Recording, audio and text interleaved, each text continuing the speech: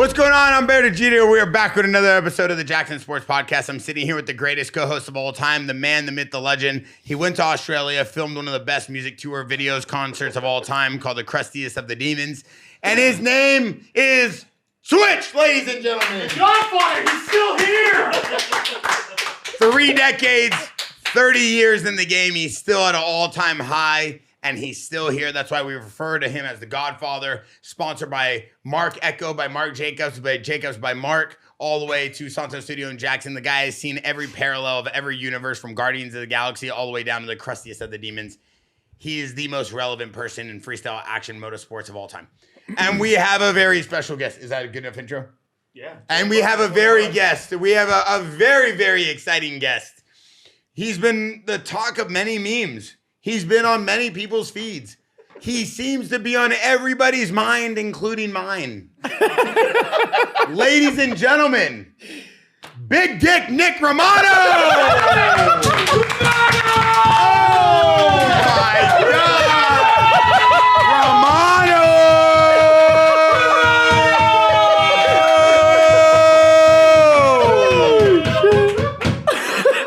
Cada televisione channel número 2, Romano! Good to have you here, brother. Thanks for stopping by. Thanks for stopping by. Give me up. 2021 Amateur Rider of the Year and many more accolades go with that girth of his. I guess so, yeah. Right? Is that what they say? Yeah. Is that what they say? You cleared out the whole place, dude. I know. Chance Hymas had a whole arena in here for his podcast, and he stared at us and did a whole sense of a woman speech, how he's going to whoop all you guys next year, and you guys just sat there. Yeah. I was ready. I thought we were going to have a full scrap-off. We could put him in the ring.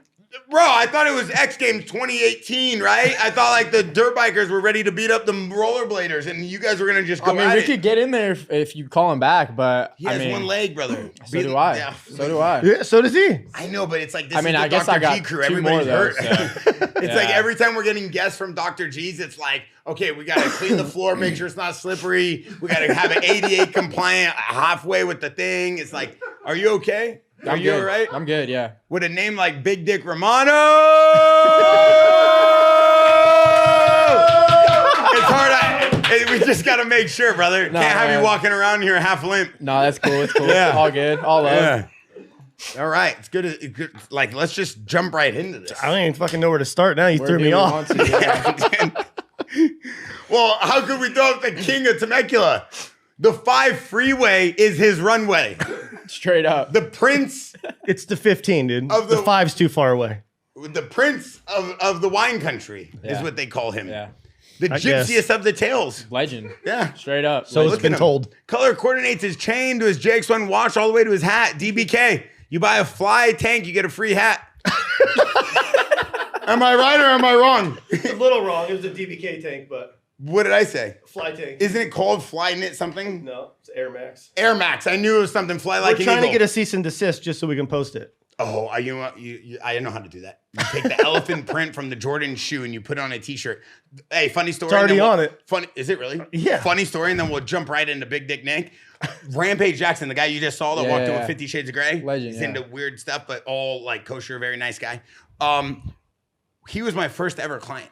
Straight up. Yeah, and I was 20 years old, and he asked me to make him a shirt, and he hands me the Air Jordan t-shirt, and it's like Michael Jordan's logo. And so I just swapped out Michael Jordan's logo, and I put Rampage's face, and I put it on an elephant print t-shirt. And it was my first ever merch drop. We did like $100,000 in 1 week, and this was at the height of the UFC. I was 20 years old. He was at my paintball park, SC Village. And not only did I get a cease and desist, my big cartel shop, this was before Shopify got shut down. They shut down my Facebook. Wayne, do you remember that photo shoot? We shot out Hollywood Sports. And Wayne was actually working for me back then too. Did you get a cease and desist right away? Oh yeah, and the cops almost came. My dad was like, I'm gonna get thrown in jail for life. I was so nervous. And then Rampage's like, oh, don't worry about it. And he shows up in a green Lambo. I go, you have a Lamborghini? He's like, yeah. I'm like, all right, then we'll be fine. And we kept running it. And we made a fortune. And that was the first time I ever met Rampage. That's how we became best friends. What a way to start. Yeah, that's dope. Yeah, it was a good relationship. So we'll jump right into this podcast. You see all kind of the action we've had this year. And we see you coming off a sidelined injury, ACL and a meniscus and a torn knee and a labrum. Or It was what we got? so meniscus at the opening round of Supercross this year, and then It was a bucket handle tear, so obviously it'll catch in there. And I didn't want to get surgery right away because it was a start of the year, and I didn't want to miss Supercross. So came back the next weekend on crutches. Probably shouldn't have raced, but tried to race. So that was kind of whatever. And then sat out the rest of Supercross. Got ready for Paula, and then first round in practice, dislocate my shoulder. So been fine from that. I didn't need surgery on it. I ended up getting my meniscus cleaned up, so it's like a 4 to 6 recovery. So while you were out, you're like, I might as well just get exactly. shit Yeah, fixed. like I got hurt at Paula, and then I mean, I wouldn't say I rushed back, but I busted my butt to get back to see if I could make a few rounds or not. It's hard not to want to get back out there and ride and do your job. I mean, dude, as a racer, like, that's all I know. Like, if I can walk and wake up, like, I'm gonna try and ride and race. So, 100%. Came back, got back on the bike, and then just with the amount of seat time I've lost this year and kind of where I was at with everything mentally, physically, I was like, you know what, it's not really worth going out and getting my ass worked at the races type of thing. Like, yeah, then it looks like you're not putting in the work at home when you are. Like, exactly. I mean, I'm a workhorse, so wasn't really the smart play. So like I said, got my knee fixed and quick recovery. Like, I'll be back on the bike in 2 weeks, and it's only been 2 weeks since I got it. So yeah, I mean, just out here in Newport with Dr. G, training with Joe, out here with the homies, met all you guys. So it's dope, and just enjoying life while I can. How long till you're back on the bike, you think? Honestly, probably 2-3 more weeks. Yeah. It'll be weird getting back on the bike, like when everyone's getting off the bike, after Vegas and all that. But yeah, I'm just going to kind of enjoy it. Maybe get a bike, maybe go up to New York and ride a little bit with like my day ones. Back up at home. Yeah, and just see where it takes me. Like, obviously I'm going to have big goals and big, vision for next year, but we're still a far ways from it. You can't get too locked in this early. And by the time racing comes, it's like, all right, like, well, I guess let's you don't want to be burnt out. I want to be peaking, at A1 or whatever it is. Yeah, for sure. And like you said, like with everyone coming off the bike, like you'll probably be the only one at the test track riding for a little bit. Yeah, exactly. So it'd be good to go back and just ride with your boys and just have some fun. Ease back into it, not have to rush. Yeah. No, I'm stoked. It seems like every time when anyone gets hurt, it's like you're always rushing back because it's during the season. Like you said, first round you got hurt. So that sucks. But it just seems like even at like your amateur career, you killed it. Like, I've been following you for a long time. Yeah. You got in the pros, like had some brilliance, and then just get hurt. And it's like, it seems like you do really good and then you get hurt again, and then you'll do really good and then get hurt again. It's like you were on a roll there for a while. Like your results were getting good. Like you were making every weekend. And then did you do your knee? I forgot what it was. Yeah, I did my knee, ACL, meniscus after my rookie year, I guess you could say. Yeah, that's so what I it did was. Outdoors in 22. Had a good season going, killed it at Unadilla. Yep. That Monday after riding, tore my thumb, so I missed the rest of that year. Had a sick off season in 22 leading into 23. Week before the opener, blow my knee out. So there goes that whole year. Practicing. 23, practicing. So yeah, I mean, it's been a struggle, right? Like, I had a great amateur career, and you got those guys that you race like Jet Reynolds and Ryder D and LeBlanc and Yoder that I raced my whole life, and then it's like, dude, you go pro and you're on the gate with 40 sickos. Yeah. And it's like, all right, like, now what? And the gate drops, and it's all in for 35 minutes, or if it's a Supercross, it's 15 plus 1. So yeah, is what it is. Like I said, I mean, everyone's path's different. I try and enjoy it as much as I can. Whenever I'm riding, I'm all in, and whenever I'm recovering, I'm all in on the recovery, and I still try and have fun when I can. Like, I'm out here with my homies right now, Pierce, and my homies that I did know from when I did live in California. So it's all fun, and like I said, when I need to lock back in, it's time. Yeah, it seems like even like with your edits, like when you just post videos, like dancing around, just like messing at the track, like having fun, like it's cool because like you get to see your personality. Like, a lot of dudes are always like, I feel like before your guys' generation, like the last dudes were always scared to like show their personal side of like what they do. For sure. And that's what's cool about like Instagram and shit. It's like you can post shit with your boys, like out golfing, just doing anything, you know what I mean? And like back then, it's like everyone is so scared of the sponsors of like what their personality really is. It's like you see dudes that are always like super thumbs up and dorky as hell, but it's like behind closed doors, they're actually cool as hell. Like, they're just like putting on a front for the camera. That's 80% of them. And it's cool to see like you actually like have fun and like post shit that you actually care about and do, Yeah, no, for sure. I mean, I try to have fun as much as I can, whether that's posting of me dancing or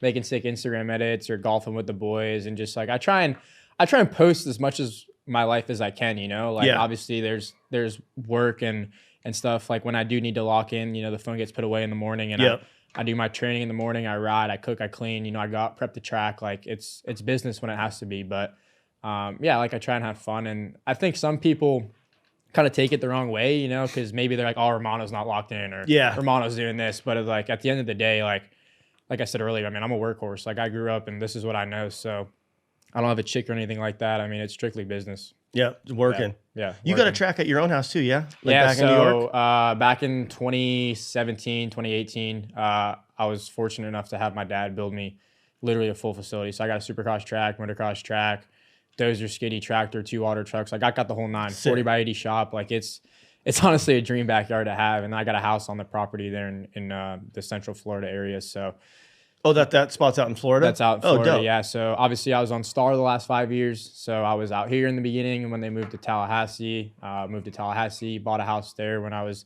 16. So I was super fortunate of that. I was pretty stoked on that purchase.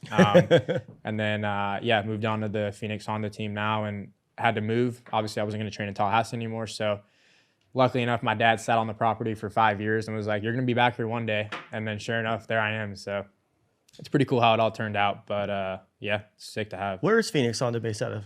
They're North Carolina. North Carolina. Yeah, So like you go out Charlotte. there and ride a lot? Nah, they let me do my own thing. That's dope. They have full trust in me and David O, the team owner. Like they're great guys, great group of people. Obviously not as big as the factory teams or whatever, but the crew we have bust their butt. So it's sick. It seemed like I remember when you first started riding that bike. I was seeing you posting stuff like, "Hey, it's 5 o'clock. We're still out here riding. Like we've been out here all day." Like 5, 6 p.m. Yeah, it's gnarly. Like you have to work for what you want. Like everyone like nowadays thinks that everything's just handed to you guys, and it's not. It's like you guys are out there busting your ass off, and it's cool to see. Yeah. No, I mean that's all I know. Like I didn't grow up with the luxury of tracks and some of the kids out here like in SoCal or West Side, like. Dude, I'm from New York City. Like there's Queens. not that many like, tracks straight out up, there. I'm from New York City, so I had 2 tracks growing up. That one was Englishtown, where K-Rock was, which was about an hour from me, and then there was one out east on Long Island, another hour from me. So like, I didn't have much, So I worked with what I had, and my dad instilled that in me when I was young to just, but this is what you got, run with it, type of thing. So traveled, went to SOB in 2015, 2016. And yeah, just traveled as much as I could. Met up with, that was the summer that the Star Boys were out there, like with Webb, Plessinger. I think it was Harrison, Swanee, Seth. So I was there at the same time. And it's actually pretty funny because you were talking about earlier with that Cooper Webb post of him clowning on me. But like, he took me under his wing when I was 11, 12 years old. Oh, no way, that early. And not a lot of people know this actually, but I got a Star offer for, I think it was an 8-year deal at that age, that summer. Like I remember Swanee and Seth knocked on my hotel door because SOB, there's just little hotels, like 1 bedrooms, and they were like, "Yo, can you get out? Like, we want to talk to your dad." And then an hour later, my dad's like, "Yo, they just offered you an 8-year deal," and I was like, being 11, I was like, "No way, dude." And then so on and so forth. A few weeks go by, my dad's like, "Yeah, we're not signing that," and I was like, "No way!" Like we're turning kid, that down. Let's do it. Yeah, like they're like Cooper Webb. I mean, he was nasty on 250, still is, and AP, and I was like. I was pissed at my dad, and then your dad, these bikes are winning right now. Yeah, and he was like, "Trust it, just trust it. They'll come after you again." And sure enough, in 2019, after I won both Loretta's titles, there came Bobby knocking on my door, like, "Hey, we got a 5-year deal for you." You're like, and then I was like, "I can't turn it down." And obviously, at that point in time, I had Bobby Hewitt at Husky and the Geico boys, and even Mitch was calling me like, "Yo, dude, wait a few weeks. Like, let me put something together." There was a lot of teams that back then too. A lot like of when teams, you won the championships. So, I feel like I couldn't say no to Star that second time, and I had a sick 5 years there. Yeah.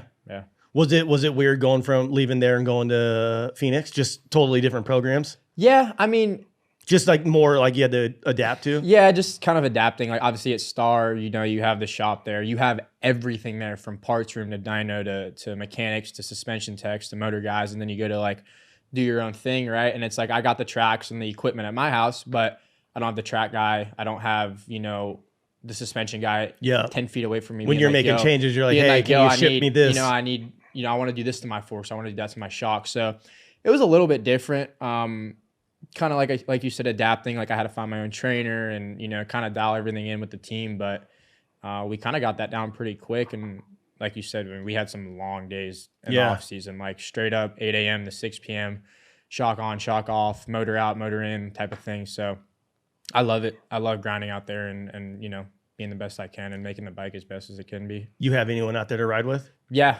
So I don't have anyone. Like I keep my place pretty low key. Like obviously Levi and Kenny and Joe and all the sandbox guys are literally 5 minutes down the road. Oh, dope. So we kind of have a little deal worked out where they can come to my place and I can go there as I want. So like we did end up getting together a good a good crew in the off season. And even now, like I haven't been riding, the last few weeks, but it's dope. Like I go out there moto with Kenny and That's Levi, right. and Levi's like one of my dogs. So Yeah. it's, it worked out pretty good. Yeah. That's bitching. That's cool. Yeah. Talk to me about 2022. You go from, racing against guys like Jet Lawrence and then seeing guys like that obviously move on and do the things they do, and you having the ability to keep up with them and ride with them, knowing that like your skill level is at an all-time high.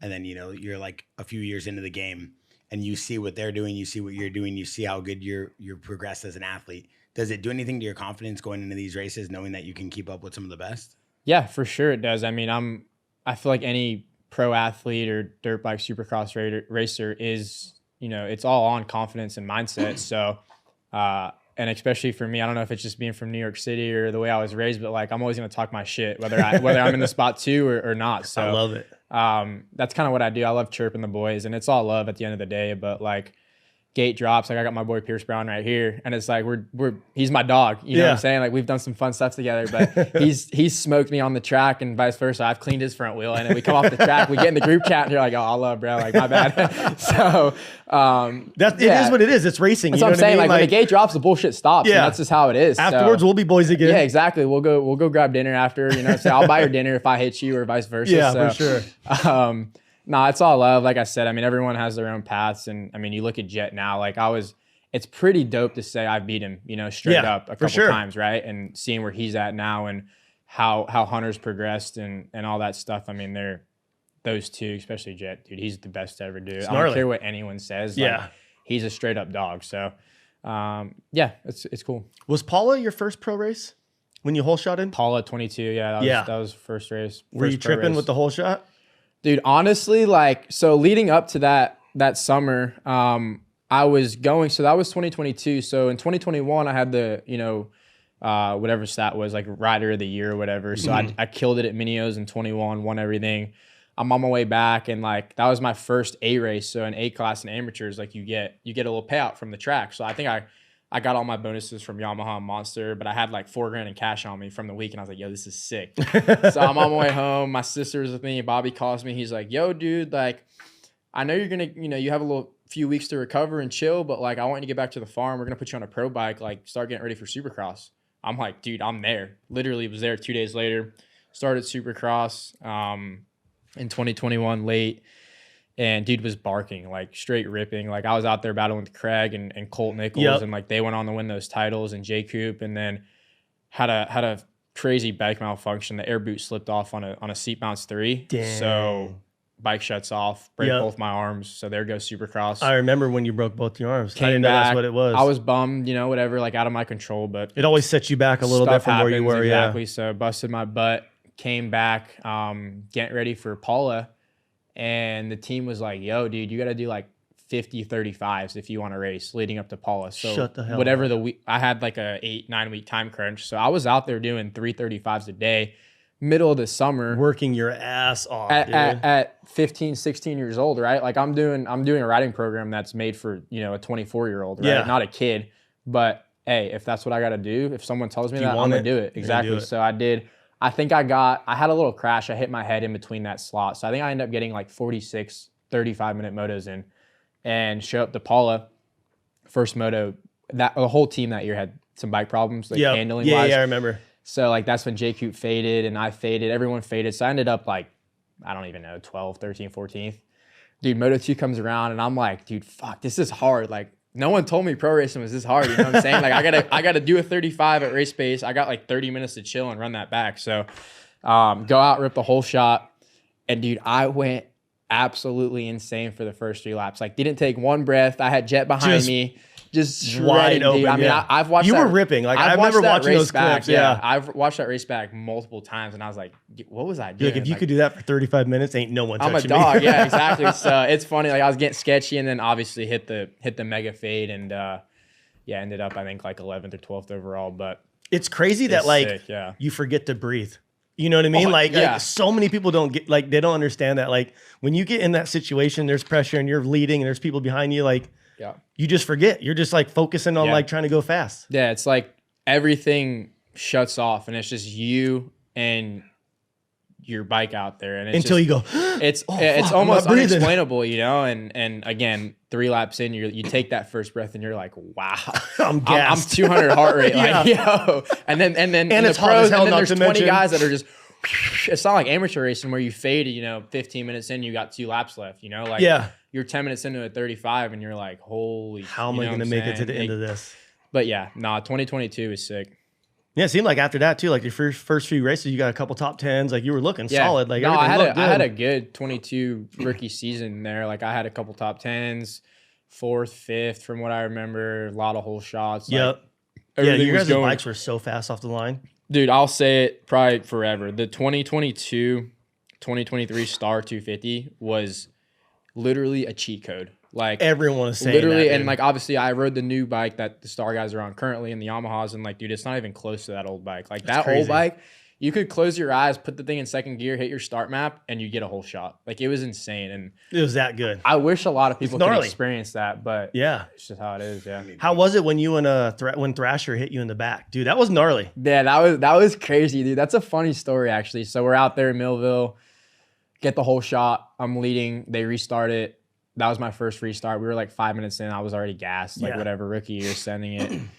Come back. We're like P6 to P10 in that area. And dude, we hit this jump and like it folded, when there's, when you're racing and riding, like when you're going to scrub it, they fade, right? Like the lines fade. It's not just a snap at the top of the lip. So like the lines faded and I faded this way to scrub. And dude, middle of the air, someone hits my back tire. Bikes. It just hooks. Dude, it just goes under me. And I'm like, oh my God. Dude, land, talk on myself, hurt my knee. Thrasher obviously went down because my bike hit him. And then we get back to the truck, dude. And me and Nate weren't really like boys at that time. Like we were cool because we were teammates, but it wasn't anything past that.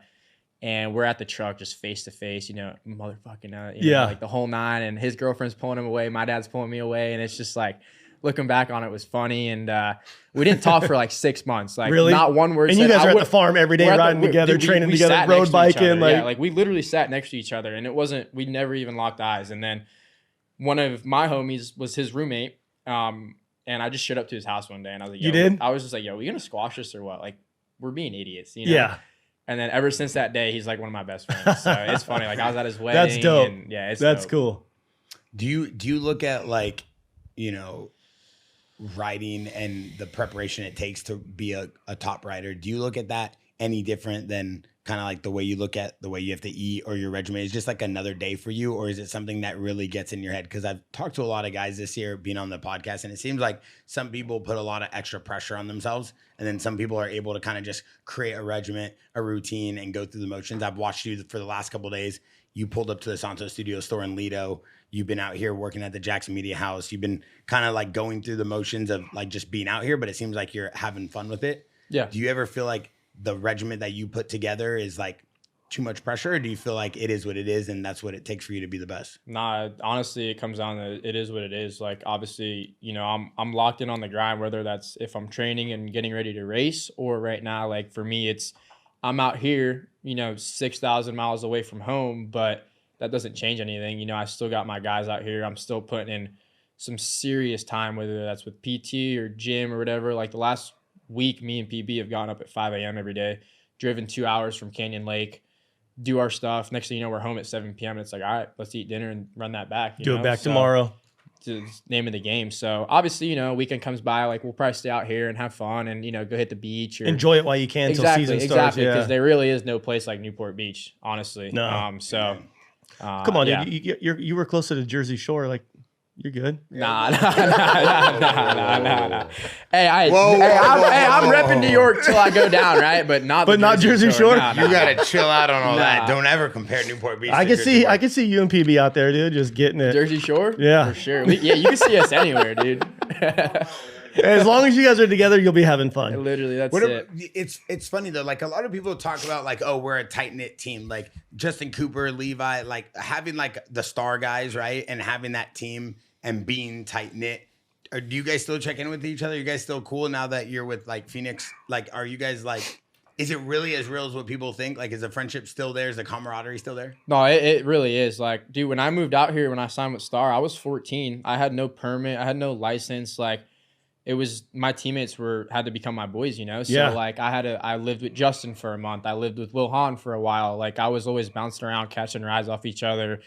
Years go on, you know, we're all in Florida. We can all drive, you know, like I'm at that age where I have my own license. And dude, yeah, they're my boys. Like Jay Coop, Levi, Dax, Nate, you know, even the past guys like Colt and Shane and even Craig, like, yeah, I mean, we're boys. Like it's cool to see all you guys they're my still friends, boys. yeah, and my still real killing friends. it. You know, like I don't have a life in New York, right? Like I got homeschooled in 3rd grade. Like, you sacrifice a lot growing up to race moto. Exactly. Like, so it's tough too, because like I said earlier, when the gate drops, you know, it's if you're my homie I'm or going not, for it. yeah. If I got to take you out for a win for my first main event, like sorry, bro, it's happening, dude. You know, maybe I'll cut you a little of that paycheck, but I got some bonuses coming and I want them. Yeah, but nah, it's all love. That's dope. Do you feel like the kind of the intensity that Deegan brings, like we've seen him kind of get a little chirpy after a race. We've seen him kind of lock helmets with a rider before. Yeah. Do you feel like that's about as tough as it gets in your guys' class? Or do you think that the intensity is at an all-time high, or do you think it's a little bit soft? I mean, it depends who the rider is, right? And how their mentality is. Obviously, like with Deegan, you know, he's got the weight of the world on his shoulders, right? But he's winning. So if you're winning, you could do whatever, you know? And if I was him and in that position, yeah, I'd probably be talking my shit for sure, right? But yeah, 100%. I think still do, and I haven't even raced this shit, you know? Like, it is what it is, but... that's the New York in him yeah, right there. that's it. But like with that being said, not to cut you off, isn't that like for anything though? Like even though Deegan's like getting wild and he's doing his thing, and I know he has the whole rivalry with Jet and all that, but he's not even in the 450 class yet. We'll see that next year. But isn't that like with any sport, if you're winning, you should be able to chirp and bring some excitement to the sport, or no? I feel like if you have the confidence and you're out there winning, you do whatever the hell you want. Yeah, honestly. like let's put Deegan. It's just confidence. Yeah, you know what I mean? Like put Deegan and Jet to the side. Isn't that what he's doing though? Like exciting for the sport? Wouldn't they want more of that? yeah, I think the sport needs more of that. Like everyone gets pretty corny and they're like scared to speak what's on their mind. Honestly, Bro, I'm just saying. I think honestly, even if you take those two away, like I mean, you go back to your era of Supercross, and I don't even know if it was your era, but like you had rivalries throughout from 1999 or whatever. From now, it's just social media is. You know, it's now, more now, in your face now. now. You can see that, right? These dudes were actually talking shit to each other's faces back in the day. You know what I mean? Like, yeah, you know, I'm sure you guys would be at the bars, and I was the same way. Like when I was like winning all the freestyle freestyle shit, I would always talk shit to whoever I thought I was gonna have to beat the next time. Bro, just get in their head and just tell them they suck. Like straight up. We posted a photo this morning and it went viral on our Jaxxon Sports Instagram. Yeah, and it's a photo of Twitch drinking from this like water bottle, and it was from an event that you got like knocked out at. What was it? You got knocked out at this event? I got knocked out in speed and style. I hit a water spot off the lip trying to 3 in. And then I won. And then I got second. And then I won freestyle like 35 minutes or 45 minutes later. Yeah, and there's another post and everybody's like chirping about like he was like super loud at the event or something. Like I can imagine how crazy. I was cocky as hell when I was winning. How That's would what you I'm not saying. be? No, I was so confident. I think it's like, just almost like a second nature. Yeah, right? like when you're winning and like you hear someone say something, you're like, fuck them, watch this. Like I would talk shit any chance. Like I always talk shit. So like imagine me like winning everything. I'm definitely talking shit. Like that's just how I was. But that was your era though. Yeah. Yeah, like this era, the only like we don't see Jet ever say too much. Yeah. He's very like proper. He's got Honda. Yeah, we gotta have a talk with him. We gotta start telling him to drop some F-bombs on the podium. But like, dude, or like if he wanted to, Jet could take it to a whole nother level. I think he just stays put. He wins, he goes home. Because he does it. I don't think he's trying. I don't think he's going at like 75%. I don't think he cares. I don't think he cares. Jet's going at 75% and he's still winning. And he's like, that's enough for me. Knowing that I don't have to put this thing into overdrive. Yeah. He goes home and he laughs. Bro, he's got like 14 Ferraris in his car. No, I know. Garage. But like, dude, I feel like if you win as much as them, it's like, all right, I'm winning. Like, I don't care what anyone says. Like, straight up. But I do like the New York side of you. I do think like if you're gonna let him hang at an event that you're racing. That's amazing. It's great that you're able to do it without even racing. That's an all new level unlocked. That's like a mythical legend character. Yeah. But doing that while you race next year, I think is going to be phenomenal. Nah, yeah, and the 250 class is going to need it. And there's a bunch of Muppets that I'm sure you could just punish with some words, let alone beat them on the bike. Yeah. So I feel like I mean maybe it's just me, but like I know my gate pretty good, right? Like the riders I line up with, like I know them, I study them, you know. I know their flaws and they're not non-flaws. So, you know, if I go out and say I win A1 or whatever, it's like, all right, like I'm gonna, you know, it's because I know exactly. Yeah. And if not, like, you know, if you say I go out and get 15th, like I'm not gonna sit there and talk my shit. I'm gonna stay humble. That's where I was today. Exactly. Show up next week and try again. So. Yeah. What do you like more? You like Supercross or outdoors? It's tough. Supercross is a lot harder, a lot more skillful. Obviously, you know, you're in stadiums, the floor's tight. Mistakes are minimal. You got like 50 to 70,000 fans that literally feel like they're on top of you. But dude, there's nothing like a good outdoor. You know, you line up, you hear the air horns, the fans. You know, there's chicks out there, hillbillies. It's just, I don't know. There's something about that I love. Is that what motivates you, hillbilly chicks? Nah, definitely not. Definitely not.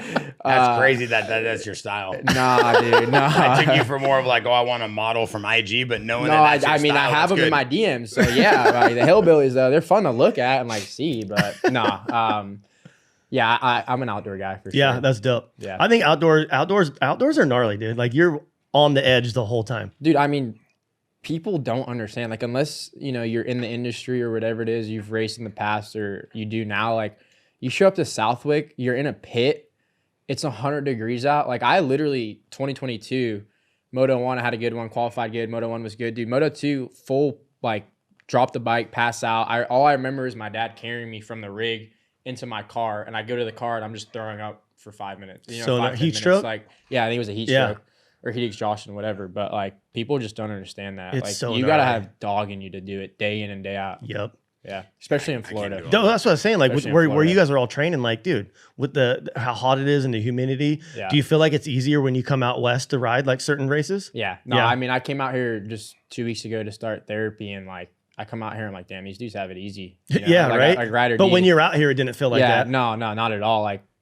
me and Ryder D had a crazy rivalry growing up. Yeah. You know, I'm sure you remember. Yep. Like, we didn't speak to each other from when we were 3-4 years old to honestly like last year. That's crazy. Because of this guy Pierce. It was Really? his teammate. And funny story, we're at Hangtown in the hotel, and KTM and Austria and Yamaha are in the same hotel, and he hits me. He's like, yo, dude, you want to grab dinner? And I'm like, yeah, why not?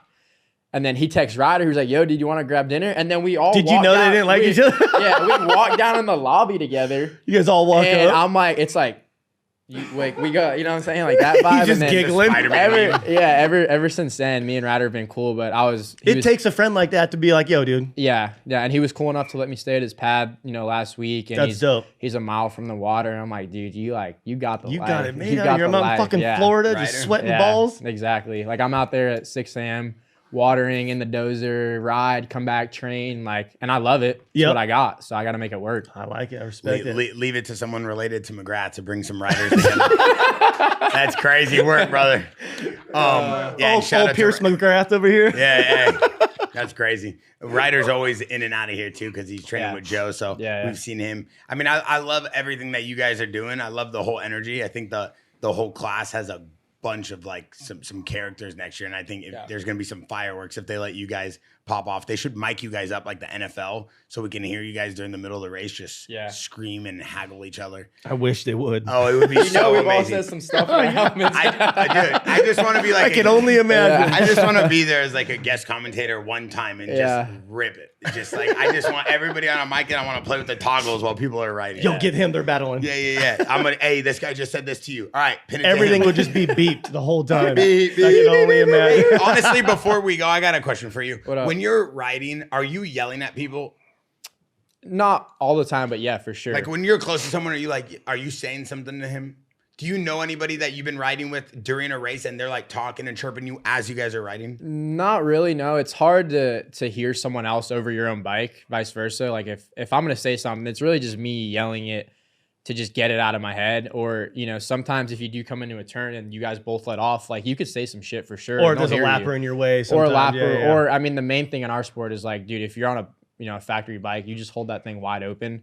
They're gonna know you're behind. You know, you're behind them. So a lot of times you guys let them know, like, because exactly, like they have a sense whether it's, you know, you rev the bike or, you know, if I gotta say something, I say something, and if not, I'm putting you on the ground.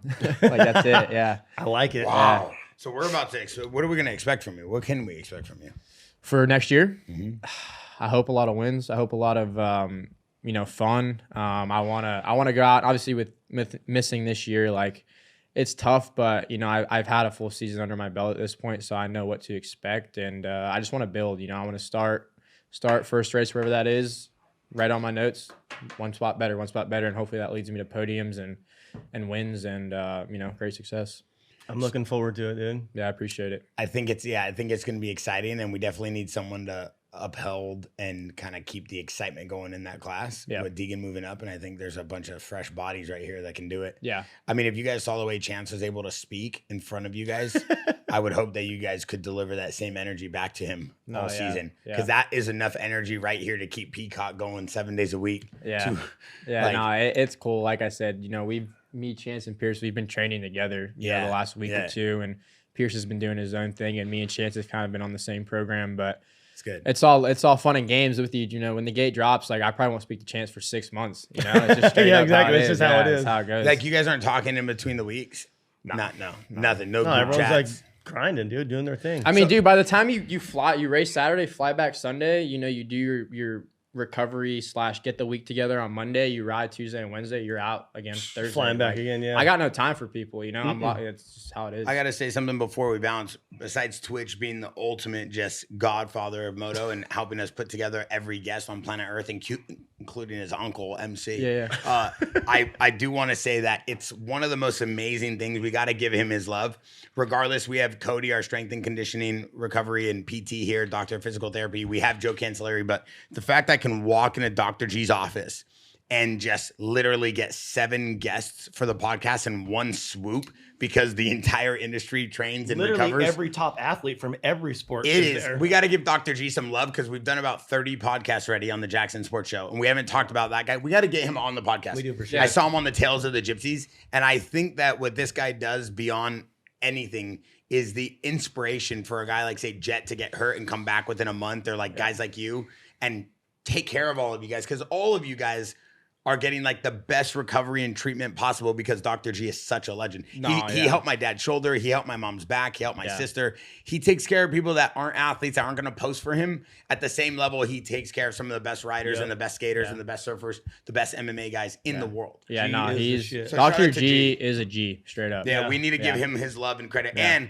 it's amazing to watch him with his phalanges at Supercross just working on everybody. I'm like, how is this guy just doing it? He's hopping truck to truck. There's got to be some insider information he's passing, and people at this point don't even need recovery, and they're just paying him to tell him how people's bikes are set up. Because I see him going in and out at everybody's two of us. Like, I don't get it. I saw him go work on Hunter and Jet, and then he's over there with Sexton, and I'm like, obviously Sexton, when he fell and the bike was broken and everything, I'm like, where's G? He's nowhere to be found. Well, he's with the Lawrence brothers being like, it wasn't his bike. I snapped his ankle before. Straight up. I'm kidding. But like, it's crazy to me because there's got to be some conflict of interest there, but he pulls it off.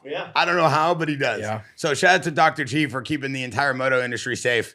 And hopefully the Godfather could go in there and get a little adjustment whenever he needs. I need one right now. Yeah, we all do. I appreciate you guys having me on the pod. Good meeting you this week. Twitch, straight up G. And I love your guys' energy, as authentic as it comes. And I want this to be one lesson that I think is one of the coolest things. If any riders, athletes, skaters, moto are watching this, these two kids have so much respect and love and appreciation for the brand we're building here at Jaxxon and Santo Studio, which is available at Nordstrom's, and Jackson's the #1 selling men's jewelry brand. They went to our brand new store in Lido. Twitch is a partner. That's what he told me. You guys went down there and bought shit? I literally went there Tuesday, walked in, because, I've been seeing the hype, and I was like, whatever, dude, walk out of there, drop $500. And I'm like, I call Pierce, and I'm like, yo, we're coming here when you land tomorrow.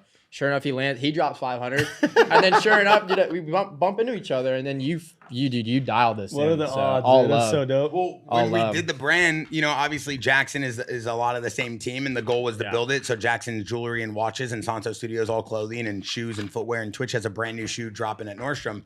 But when I hit up Twitch to like help start the brand, and we got Jet involved and Sheckler and all these unique people, it was about bringing the whole kind of community together. It's a community-led design, and it's high-end, and it's high fashion for me, and it's good quality. But to see two kids that are used to getting everything for free and are sponsored by some of the best brands in the world, and you guys just go in there and drop money. You guys didn't ask me for anything. You didn't even hit me up, even though you're training at my facility, your Jaxxon Media House, is one of the craziest things. And then so we let them have a full shopping experience. Dope. You get all the new training everything. Shit too? Dude, I walked out of there with a bag, probably 50 pounds. Dope. Yeah, it was I was sick. like, don't return anything you bought, but you can come get all the new stuff. No, but we appreciate you boys. I Listen, appreciate you. if you guys want to check out all the new episodes, Jaxxon Sports every week, plus our Jaxxon Podcast Discord and a Jaxxon Behind the Brand show every Friday at 4 p.m. Thanks for watching. I'm Degidio, the Godfather, and the one and only Big Dick Nick.